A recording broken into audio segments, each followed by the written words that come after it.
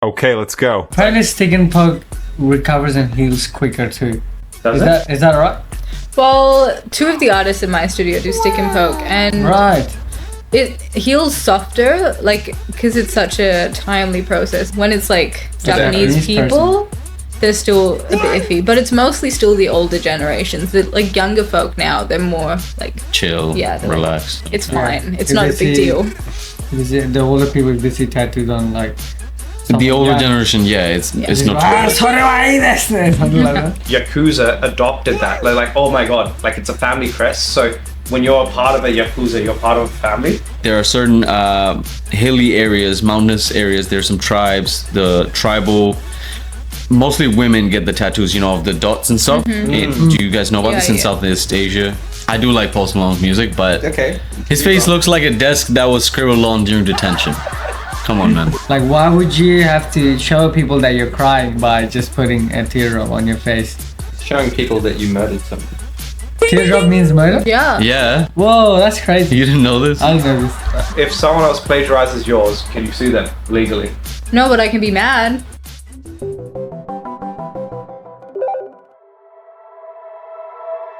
That kind of like reminds me of like some cultures and stuff. Like in the, let's say, Papua New Guinea, right? They have this rite of passage ritual or something like that, where once they become a man or they've done some sort of feat, they get like a boar tusk or some sort of animal bone or something, etched into like a knife.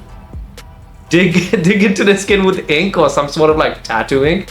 Like, you mean like poke and stick and poke? Stick and poke, but on Stick and another poke level. method, yeah, Stick and like poke, yeah. prehistoric times kind of level tattooing. Yeah.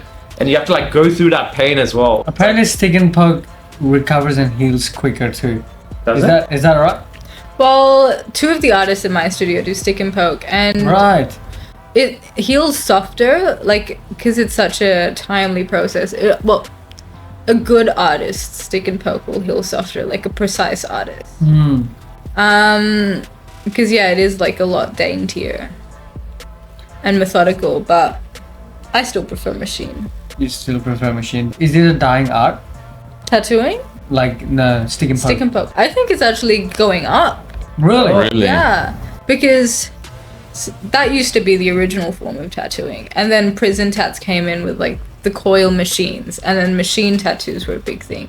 But now it's like a new wave of stick and poke artists, not as original as that, but still. People going back to the traditional Yeah. method. Okay. Yeah. Is it with a hammer as well, like the tribal people? No. Oh, okay. Are you serious, bro? Oh my god. Hammer. They literally hammered the tusk into you. So What year are we in? 2025. So talk about 1953.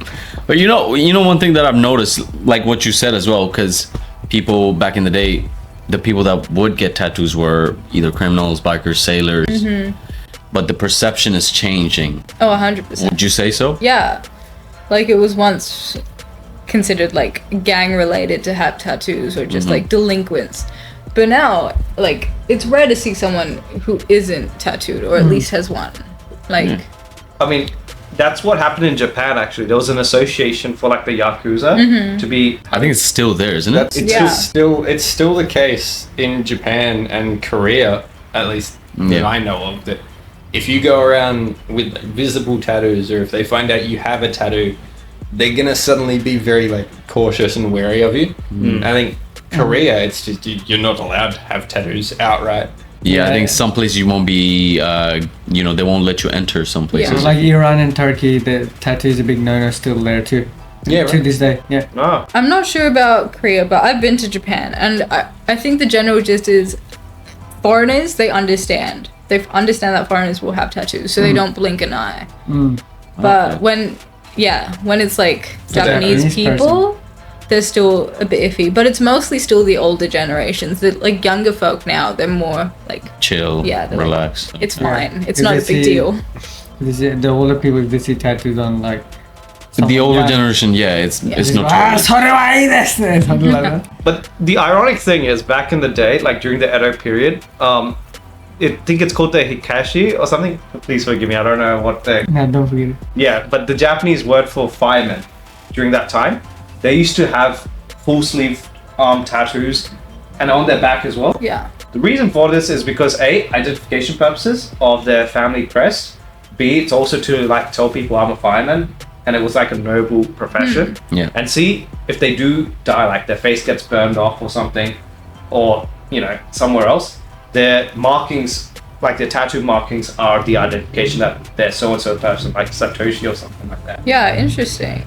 Apparently the Yakuza adopted that. They're like, oh my god, like it's a family crest. So when you're a part of a Yakuza, you're part of a family. So that's how they adopted the tattoo thing. Right. So it went from something noble to something like Gangster. gangster. Yeah, opposite. Right. But yeah, that's why it widespread everywhere. But you go to like Polynesian countries, like the Maoris, especially New Zealanders as well. Yeah. They have that face tattoos. It's like a rite of passage, even in Samoa as well, or Papua New Guinea. Yeah. So, you know, it changes here and there. And then in India, you know, it's not, we don't put it on, like even in Bangladesh and stuff. Yeah. But if you go to the But rural they area, do in, I think in Bangladesh they do get like religious tattoos more than anything, and that's acceptable. yeah, but If they get like a God's symbol or something that the devotees would usually write it on their body or something like that, that's acceptable though. Anything else like a skull or butterflies, not acceptable.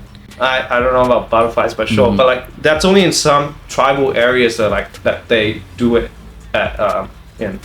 Yeah, I don't know if you know, but there are certain hilly areas, mountainous areas. There's some tribes, the tribal, mostly women get the tattoos, of the dots and stuff. Do you guys know about this in Southeast Asia? Yeah. That's there in Bangladesh, that's there in India and Pakistan as well. One thing that I don't like is the whole face tattoos becoming popular. I'm not a big fan of this face tattoo movement, if I'm being completely honest. Post Malone, like I'm not his biggest fan, don't get me wrong, but he kind of looks kind of cool. All those face tats. Okay. What teardrops? Don't tell me he doesn't look cool. Though. Okay. Look. No, I don't teardrops. care about it. I don't care about his music, but I like his music. Okay. I do like Post Malone's music, but okay. his face looks like a desk that was scribbled on during detention. Come on, man. Well, also, The yes. teardrop gives like- me internally teardrops. Like I get teary seeing his teardrops. It's just so cringe. Like why would you have to show people that you're crying by just putting a teardrop on your face? showing people that you murdered someone. Teardrop means murder? Yeah. Yeah. Whoa, that's crazy. You didn't know this? I didn't know this. Jared Leto's Joker looks really effed up when he had face tattoos, and that's when I was like, nah, that's it for me.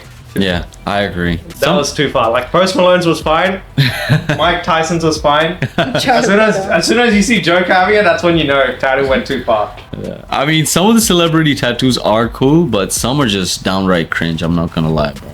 I think most of them use it as sort of like a public image to make themselves look a certain way. Because Yeah, they are and known people. There's like, and then there's Jake Paul. What about his tattoos? Do they scream like badass boxer or just like, screaming for desperation and attention? I mean, I've got a question. Like, when you do a tattoo, right, and it's your own tattoo on a customer, do you own that IP or the tattoo, or does the customer? Well, it's like this unwritten rule almost. Like if a client comes in with a reference of someone else's tattoo, I won't tattoo that. I will change it up so it's personalized. Yeah. Because like it's still technically artwork. It is artwork. And with that comes plagiarism. So I won't plagiarize anyone else's work. So technically, yeah. Okay, so if someone else plagiarizes yours, can you sue them legally? No, but I can be mad. I think there are some artists or there are some individuals who got their tattoos trademarked, I believe, if I'm not wrong, in the US. Oh. And so you can't copy those. Ooh. You'll get a cease and desist if you try to. Do we have something like that in Australia? I'm not sure. I'm not sure. Again, what are they going to do to you if you've already got it done? Yeah, too late now. Take it off. Take it off. Take it off.